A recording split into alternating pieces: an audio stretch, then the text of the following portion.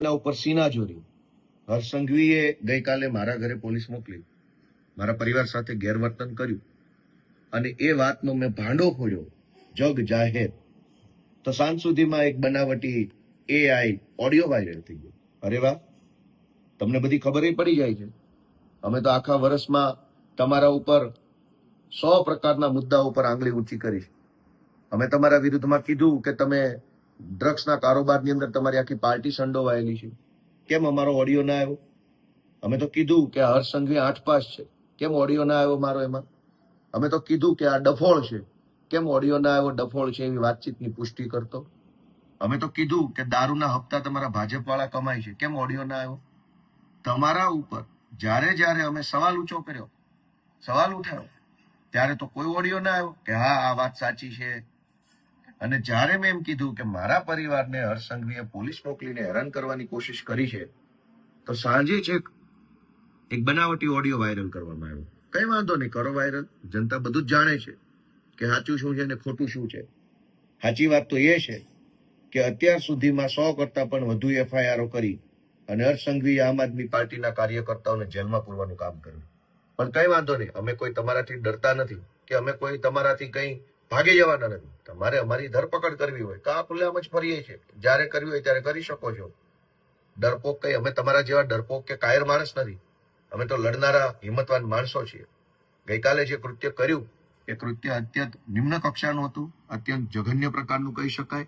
અને ચોરી ઉપરથી સીનાજોરી કે એક તો મારા પરિવારને હેરાન કરવા, ધાકધમકી કરાવવા માટે તમે પોલીસ મોકલો છો અને ઉપરથી પાછો ઓડિયો બનાવવાનો. અને ઓડિયો પણ 8 પાસ ને છાજે એવો ઓડિયો છે.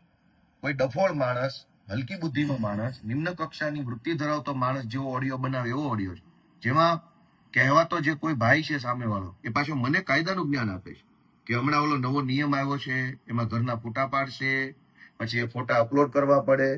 અરે ભાઈ 8 પાસ, આવું જ્ઞાન મને કોને આપવાની જરૂર છે? હું તો ઓલરેડી પોલીસમાં રહી ચૂક્યો છું, હું ઓલરેડી પોતે વકીલ છું. મને બધી જ ખબર હોય કયો નિયમ છે ને કયો નિયમ નથી. એમાં મને કઈ કોઈએ ફોન કરીને કહેવાની જરૂર જ નથી હોતી કે હવે આવો નિયમ આવ્યો છે.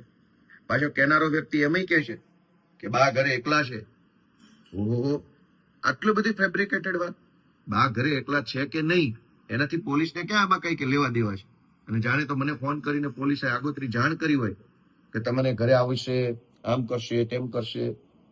એટલે આખો આ બનાવટી ઓડિયો, અને દુઃખની બાબત તો એ છે કે આવો ઓડિયો જે બનાવવામાં આવ્યો છે એ ઓડિયો બનાવનારા લોકોને પણ બુદ્ધિ નથી કે આની અંદર જે કાંઈ વાતચીત એને સામેલ કરી છે, એ જે મેં મુદ્દા ઉઠાવ્યા, મેં એમ કીધું કે હર્ષ સંઘવીએ આટલી પ્રકારે દાદાગીરી કરી છે, જાણે કે એનો ભાજપ ખુલાસો કરતું હોય એ ખુલાસા ટાઈપનું અંદર ચર્ચા જોડવામાં આવી છે. એટલે આ આખી બનાવટી વાત જે છે ચૂંટણી ટાણે આવી છે. અમે તો કહીએ છીએ કે હર્ષ સંઘવીના આવ્યા પછી ગુજરાતમાં ડ્રગ્સનો વેપાર વધ્યો છે. બનાવો એનો પણ એક ઓડિયો, ગોપાલ અને કોઈ ભાજપના નેતા વચ્ચેનો, અને કરો વાતચીત કે ભાજપના નેતા પૈસા કેટલા લે છે અને ગોપાલભાઈને એ જાણ કરે છે એવો. અમે તો એમ કહીએ છીએ કે તમારા આવ્યા પછી, હર્ષ સંઘવીના આવ્યા પછી ગુંડાઓ, બુટલેગરો પોલીસને દોડાવીને મારે છે. પાટણમાં માર માર્યો, અમદાવાદમાં માર માર્યો, રાજકોટમાં, અમદાવાદમાં, વટવા સાઈડે પોલીસની ગાડીઓ પર તલવારો મારી હતી. પોલીસને ગુંડાઓ મારી લેવામાં સહેજે શરમાતા નથી સંઘવીના આવ્યા પછી. તો એનો એક ઓડિયો બનાવો ગોપાલ અને કોઈ એસપી આઈપીએસ વચ્ચેનો કે અમને બહુ મારે છે ગોપાલભાઈ, આ સંઘવી આવ્યા પછી બહુ મારે છે અમને. તમારી ઉપર 100 સવાલ ઉઠાવ્યા છે ત્યારે તમને ઓડિયો બનાવવાનું ના સૂઝ્યું. અને જ્યારે મેં એમ કીધું કે મારા પરિવારને હર્ષ સંઘવીએ ગાળો દેવડાવી, મારા પરિવાર ઉપર ધાકધમકી કરવાની કોશિશ કરી, ત્યાં તો ઓડિયો બનાવ્યો.